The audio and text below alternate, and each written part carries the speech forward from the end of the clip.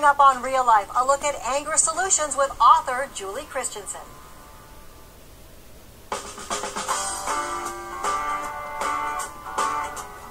Well, more than one time a day, you probably hear the words, "Have a nice day."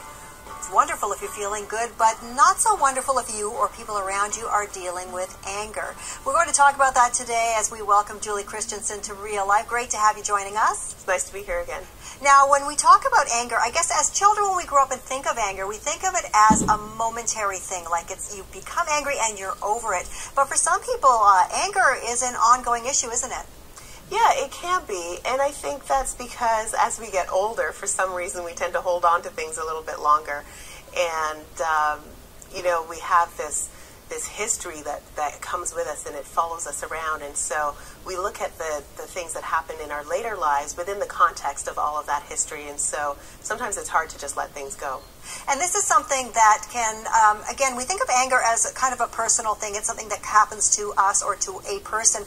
Yet, if someone is dealing with anger, it affects everyone around them, from their workmates to their family. It really does. It starts with you, and then it spills out over to those that are closest to you, and then it can spill over into the workplace, and can even affect people that you don't know, because how you treat the people, let's say at work, if you treat them in a way that makes them feel bad, then they're going to carry that emotion with them, and it's going to impact their relationships for people that you have no contact with at all.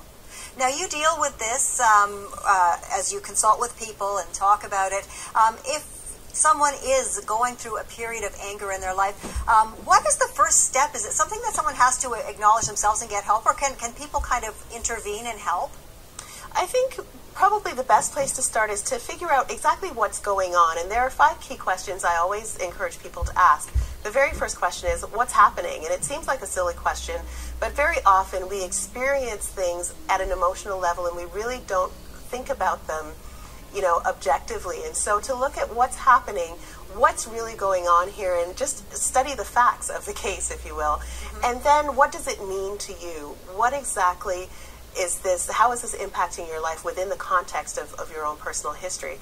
And then you want to think about how you're really feeling, because there are different elements of anger, or different degrees of anger, if you will. And so for some people it might be disappointment. For others, it could be rage. It just depends what end of the continuum you're at. So you want to identify exactly how you're feeling, and then think about what you want to do about it, and what are the best things that can happen if you take that course of action. What's the worst thing that can happen if you take that course of action? Exactly.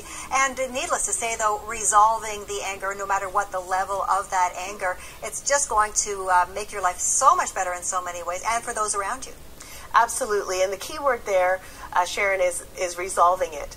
Too many programs focus on anger management or anger control, and I don't really believe that that's the way to go, because you can control your behavior to a certain extent, but you can't control how you feel. It is what it is. That's how you feel. And so rather than trying to deal with the symptom, I propose that we go to the source. Let's look at what is causing the anger and see what the problem is, and let's try to resolve that. And you have a book that will help guide people through this, Anger Solutions. Yes, it's entitled Anger Solutions. It's based on a program I developed many years ago now. It seems like a long time ago, back in the 90s. And it just looks at anger from a really practical point of view. What's going on? What can you do to identify the feelings and to express those feelings in a way that will actually help you to resolve the problem? Well, I think that sounds like some great information to have, and especially, pretty much for anyone, whether you're the head of the household, whether you run a business or in a work environment, everyone can gain from learning a little bit more and understanding the people around them. So I want to thank you for joining us today on Real Life. And we'll send folks to your website to learn more about this book and your other books. And do come and join us again sometime soon. Thanks so much, Sharon. Thank you.